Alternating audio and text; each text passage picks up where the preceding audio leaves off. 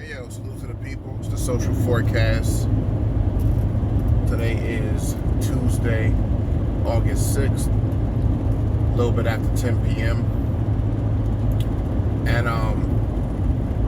trending topic, one of the trending topics on Twitter right now, Lil Wayne, because of this whole Ebro from Hot 97, the list that they put out that he was talking about, and had certain rappers that sent some people up in arms because they had him over Lil Wayne, and they had Lil Wayne somewhere in the 30s on the top all-time list.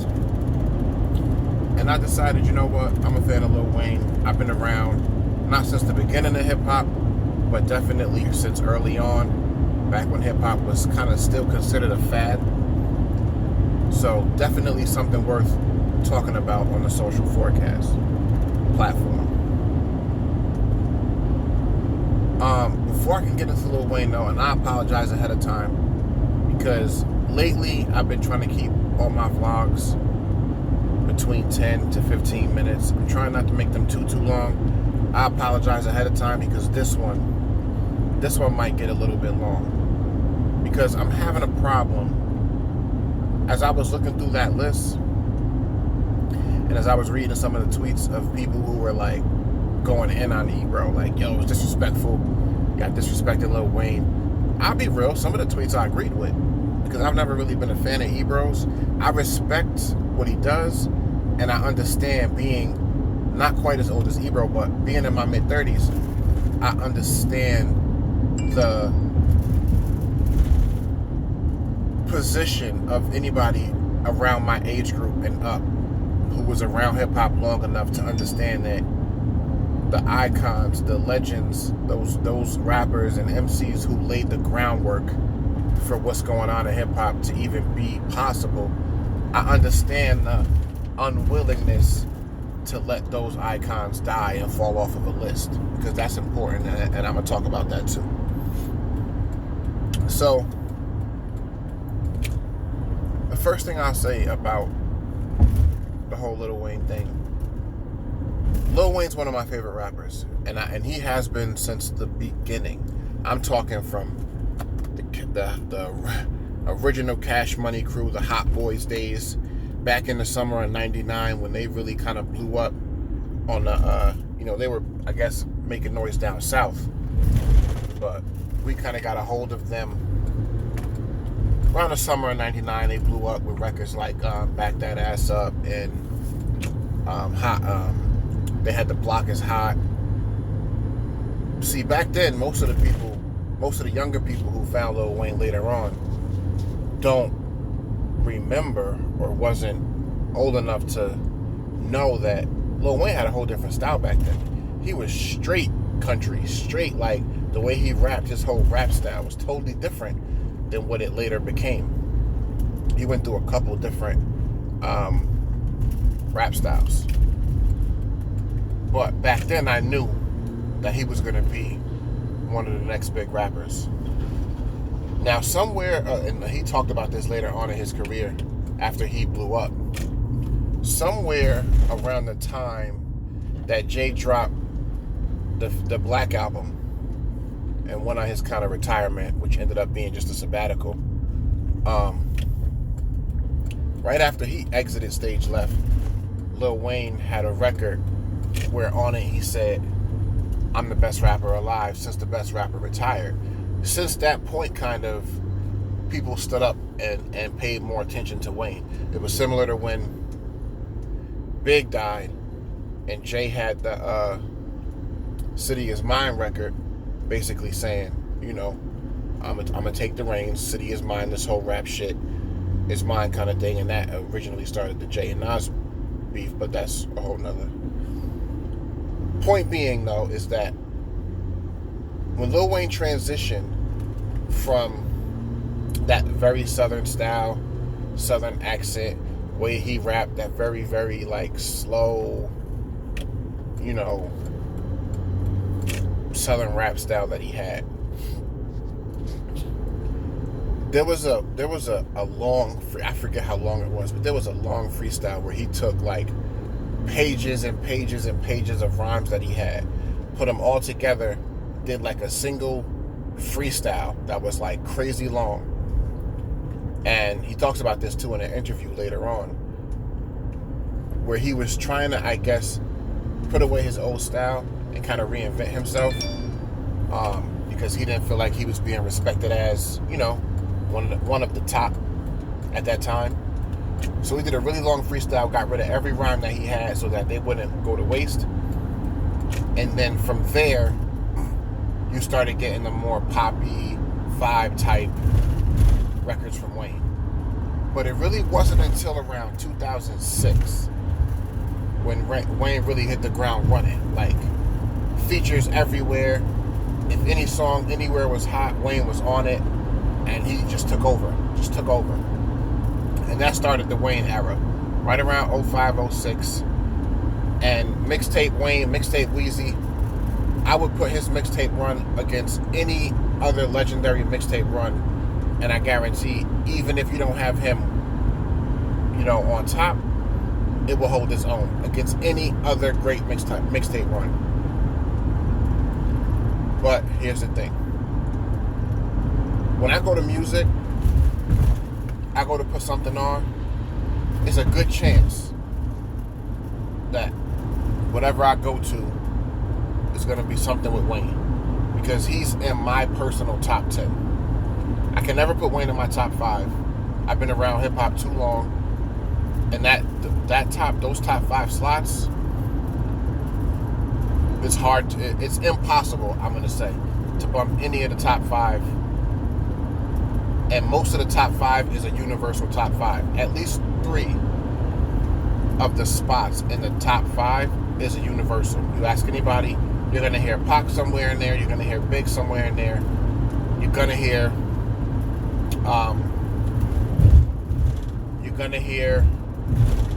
Nas somewhere in there. Maybe you'll hear somebody say Rakim, depending on exactly what era they fall in.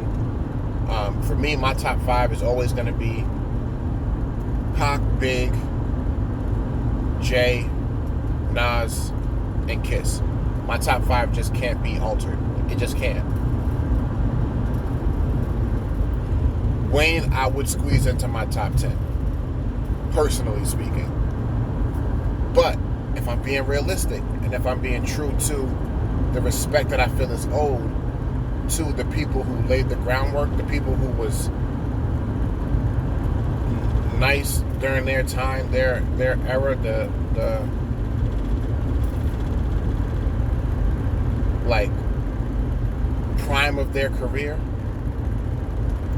realistically, then I have to accept the fact that Wayne is probably more likely gonna fall on the top side of the 20s or to the low side of the 30s, because there are just too many other iconic MCs that would have to make that list first.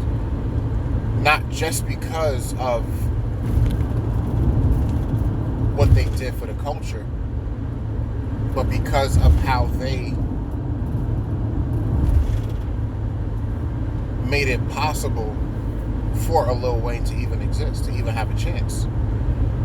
Because the same way that rap goes through changes now every 3 to 5 to 7 years, it was the same back then. And you had these rappers that people have in their top 10, like for real.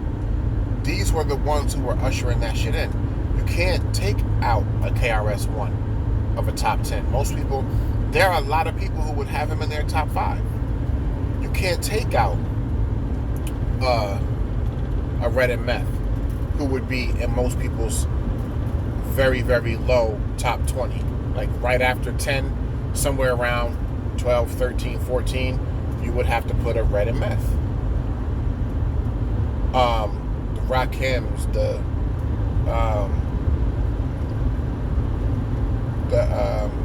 Big Daddy Kanes.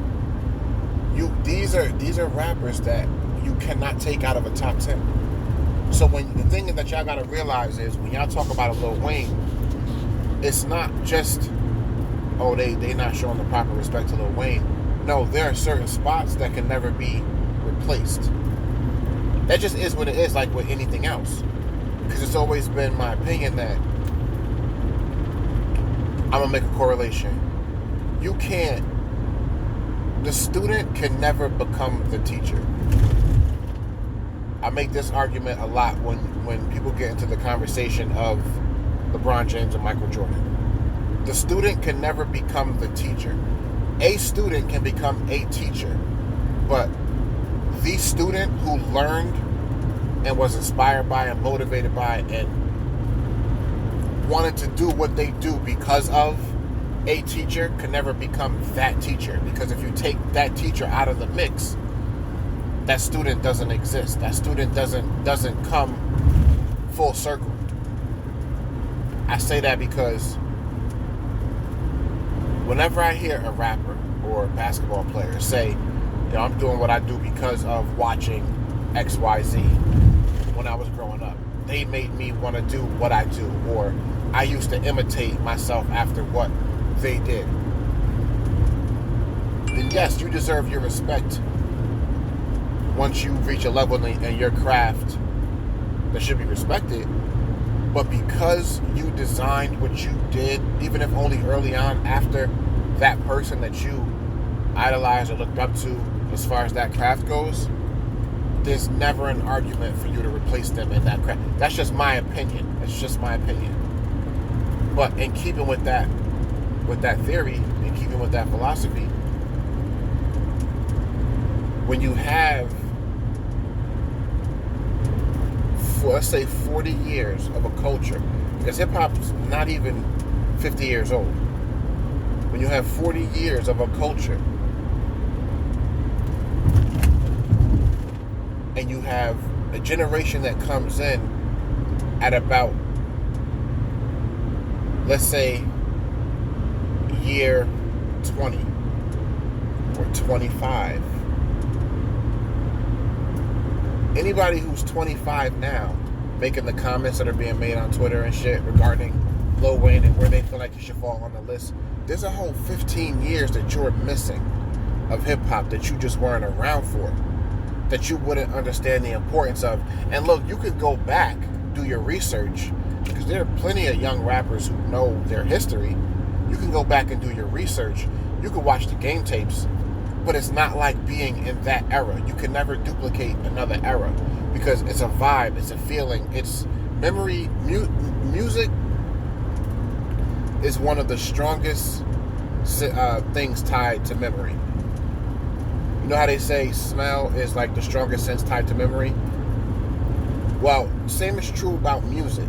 Music is one of the strongest things tied to memory. You can hear a song, and that song, if you heard that song, or if that song was out and playing around a certain time period of your life, you will always remember that experience or remember what was going on around that time when you hear that song. It's just like for the old heads or people my age and up. When we hear Summertime by Will Smith, instantly it just takes you back to the early 90s, mid 90s, summertime, cookouts, breaking open the fire hydrant. Like, I'm going all the way back.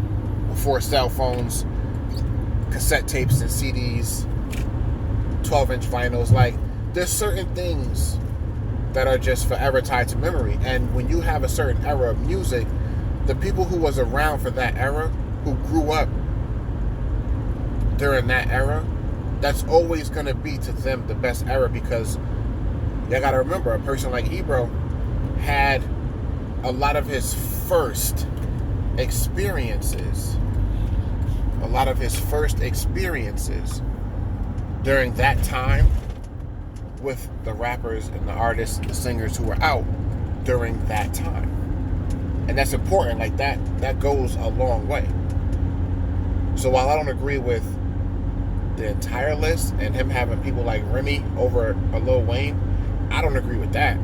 I don't agree with a lot of people's thoughts on Remy and where they place her as far as even female rappers go, let alone hip-hop in general. But I did see somebody make a comment about Lauryn Hill. Listen, what y'all don't understand about Lauryn Hill is this, and this is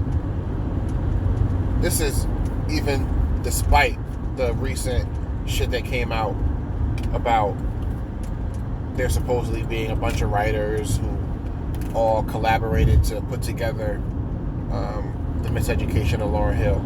Despite all of that, and despite the issues that she started having in her personal life toward the end of her career that really put kind of a dark cloud over her legacy, Lauryn Hill will always be in the conversation when Best of All Time is talked about. She's one of the few who transcends the gender talk. Like, a lot of times you'll have, who's the best female this, who's the best male that. Lauryn Hill is one of those few artists who transcends that. When you talk about Lauryn Hill, it's not just best female such and such. Because the Miseducation of Lauryn Hill project is held as one of the best albums ever, period, in hip-hop. Not female album. Best albums, period, in hip-hop. It's ranked on that list. So when that's the case for an artist like that, and for those of you who aren't young enough, who aren't old enough to understand this, before there was a Nicki Minaj, before there was a Lil Wayne, a Drake, before singing and rapping both on the same song and on the same album, before that became popular, Lauryn Hill kind of started that. She kind of made that shit what it is. And she was a real singer, not like just throwing some tunes together. She was a fucking singer. And she could rap her ass off. So yes, look, Lauryn Hill is above Lil Wayne on that list. And again, I'll say this too because I don't want people to feel like I'm being another old head just biased toward my era. No, Lil Wayne is in my personal top 10. But if I was forced to put together a list and be realistic and be honest and be respectful, he would have to fall somewhere in the high 20s to low 30s, because I would bump a couple people for him that would probably be a little bit controversial to the people in my age group and older. But I couldn't respectfully put Lil Wayne any lower on the list than 26, 27. Because you can't. It's just disrespectful to a craft that is heavily dependent on the foundation. It's just like the young rappers who talk about how like a Biggie was overrated and Pac wasn't really that dope and da-da-da-da. You can't say things like that because y'all don't understand the importance of having respect for the people who laid the groundwork for you. When you talk about boxing, you talk about the greatest boxers of all time. Muhammad Ali is widely accepted as being at the top of that list. But it's not just because of his skill in the boxing ring. That has a lot to do with it. It's not just about his record, because he has some losses.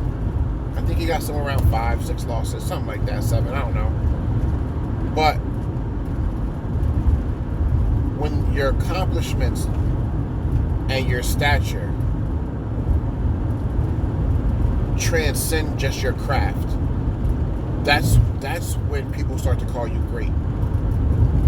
And when you have somebody who was great inside the ring, was undefeated up until they sacrificed the prime of their career, their prime years in boxing, for an unjust cause, to fight against that cause, to risk prison time, to have their title stripped away from them, to have their license to box stripped away from them for years, and to come back after their prime and then make it back to the top of that sport, that thing, that craft. That's greatness. That's greatness.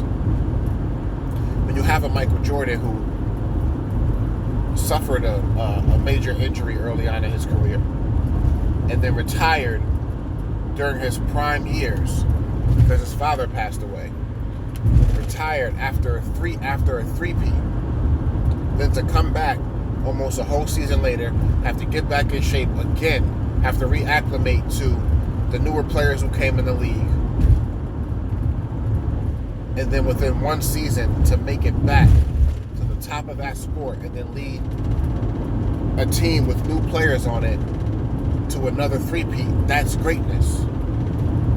When people start to talk about these different things, there are more things that go into what makes someone great or top of whatever list. I'll say this. When Lil Wayne reinvented himself, to go back to Wayne, when he reinvented himself and came out with that new style, Lil Wayne 100% fathered the mumble rap era. He wasn't a mumble rapper, but all of these mumble rappers who are out now, and they even say it themselves, they grew up listening to Lil Wayne. Wayne is their Hove, Nas, Big, Pac. He's one of those rappers for that generation. But what I think Wayne really did was ushered in the vibe music, the vibe song into hip-hop, into rap. Because what my generation would have called concept songs, Wayne took to another level. His videos were like movies, and his songs were literally a vibe. You take a song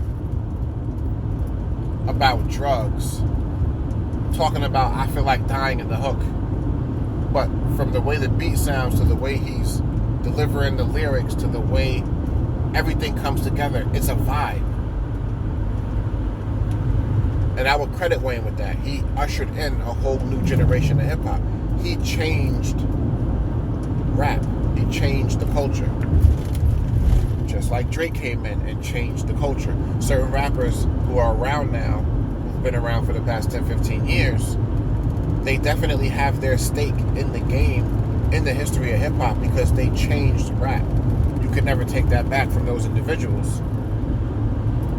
But when you start to talk about a top list, top anything list, whether it's 20, 30, 40, 50, you start to talk about that top list, you got to understand the emotions have to come out of it. Because, again, I would put Lil Wayne in my top 10. Personally, I would put him there, personally, in my personal top 10. But I got to take the emotion out of it. When we're talking about all time, you have to go back to the beginning. That's why it's an all time.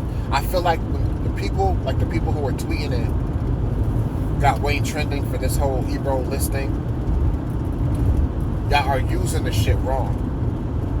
You could have Wayne top whatever. You could have him top 5 in the past 10 years. You could have him top 5 in the past 15 years. You might even be able to make an argument for having him top 5 in the past 20 years. But you got to understand, when you talk about all time, you can't then argue and say, yeah, but y'all going back to the 80s. Y'all going back to the 90s. Those old ass rappers, they ain't around no more. They this and they that. You have to, if you're going to talk about a top all time. Once you add the word all time, you got to go back to the beginning of that thing. And if you're going to go back to the beginning because you're saying all time, you can't exclude the people who at the very least deserve an argument in that conversation. It would be totally disrespectful to hip-hop to ever talk about an all-time list, a top anything, without mentioning the KRS-Ones, the LL Cool J's, the fucking Big Daddy Kanes, and you just can't do it. You can't. Because what even they understood back then when they came into the game was that there was a history before them, and they pay homage to the people who came before them, the people who made it popular. You had the inception of artists who started hip-hop that made hip-hop popular, made it, this new thing that people could kind of get behind. It was widely looked at as being a fad. Then you had my generation come in, and the rappers and the people that we listen to, who kind of solidified it. Because y'all got to understand, the big part of the reason why y'all got to pay more respect to those rappers in my generation, the Hoves, the Nas's, the Biggies, the Pacs, the Jada Kiss, and all that whole caliber right there, is because we grew up listening to them when there was no digital downloads, there was no streams. My generation grew up listening to them when we had to actually go to the store to buy cassette tapes and CDs.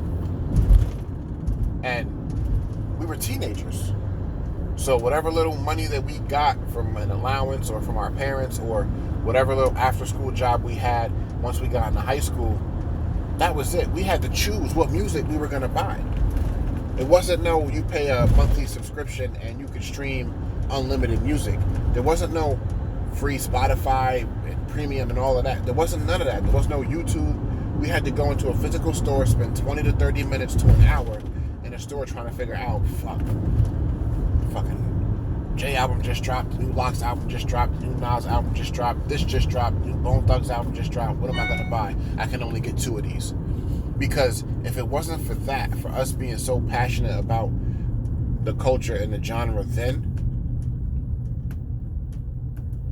those rappers wouldn't have been able to usher in the new generation the way they did. They wouldn't have been able to lay that groundwork. We made, my generation, because my generation of rappers made more money than any other generation off just rap, because back then it was still big, high budgets, and it wasn't all independent and 360 shit. It was a lot of money to go around, because people was actually buying music back then. Record companies was giving out big money. The generation of rap around the time that I was growing up was the biggest as far as that goes, but that was made possible because we were buying the music. And now, with social media helping out, the people who are around now are able to do it independent on their own, and that's dope. But because we were introduced to the music by our parents and older siblings, and then because we introduced the music to our younger siblings, that's the reason why all of the people who do it now in the new era of music are able to do it.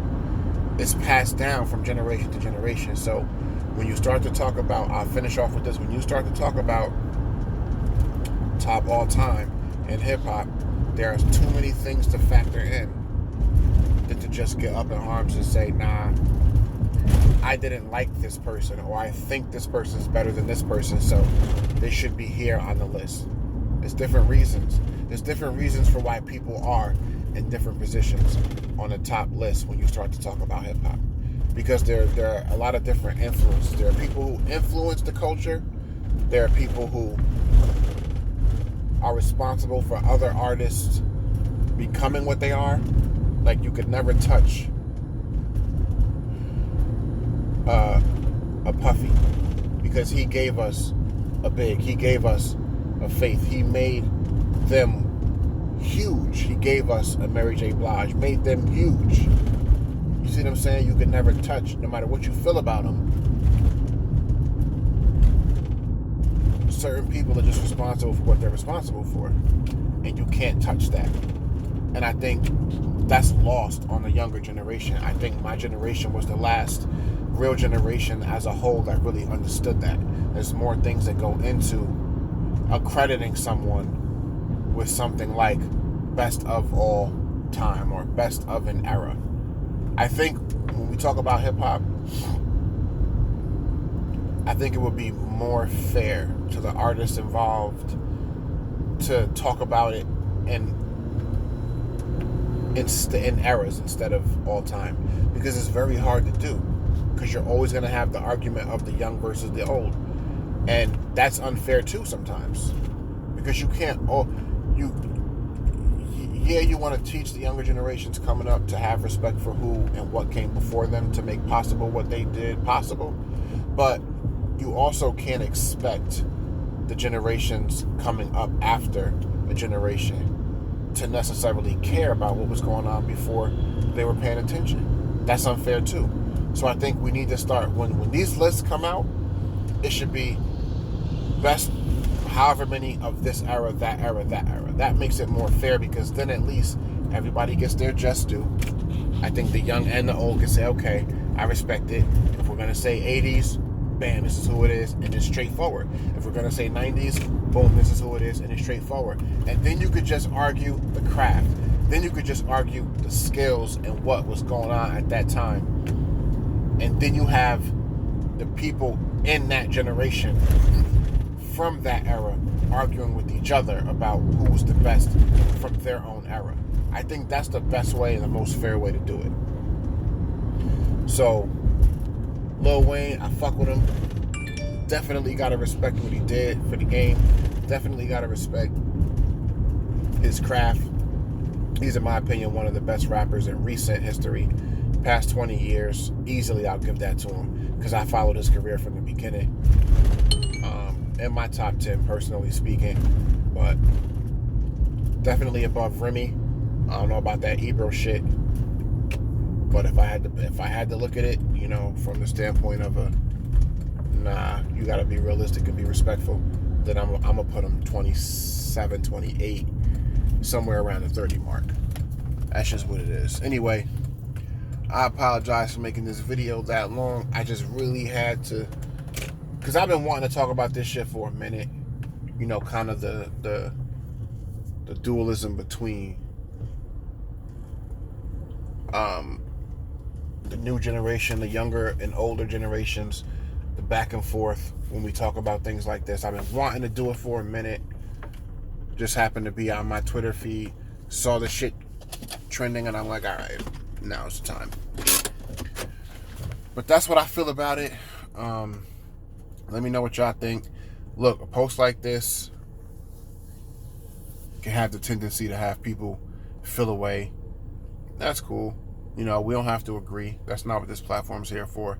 But I feel like the people in a certain generation will understand what I'm saying and agree with that. And the people in a different generation might understand partially, but might be like, fuck this nigga, fuck is he talking about? And it is what it is. It's cool. I don't pretend to know everything. I just know what I know. Like, comment, and subscribe. Hit the link to my Instagram to check out my new merch lines called Lifeline. Got some shirts on there, some designs and color schemes. Let me know if y'all want something. Hit me up, DM me. Take it from there. Other than that, let me know what y'all think about this topic, and I'm gonna see y'all in the next one. I'm my biggest fan, so be yours, and I hope you all did something today to further your goals and to help you realize your dreams. Peace and love.